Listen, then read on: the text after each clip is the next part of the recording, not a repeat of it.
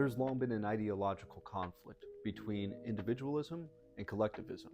With the rise of rugged individualism from characters like Reagan, we've seen the fall of social safety nets and trade unionism.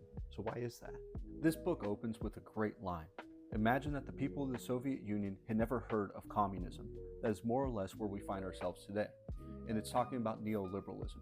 So for anybody who's trying to figure out how we got to where we are today, I give this book a 10 out of 10. It's been a really easy and fantastic read.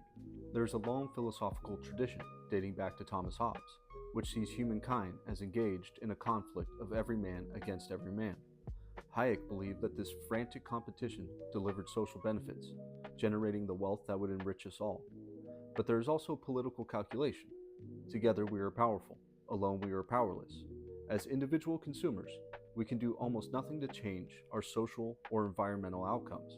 But as citizens, combining effectively with others to form political movements, there's almost nothing we cannot do.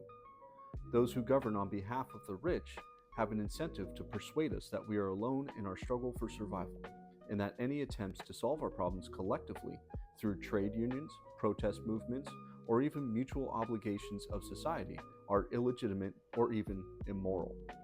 The strategy of political leaders such as Thatcher and Reagan was to atomize and rule.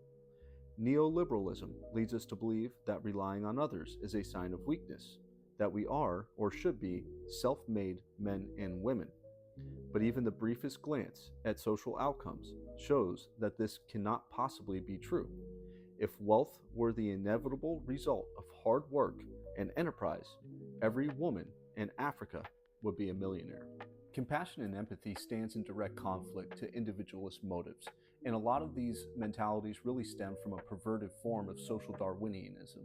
But really, if you look at the history of human beings and our evolution, it has never been survival of the fittest. It has always been survival of the most well-adapted collective groups.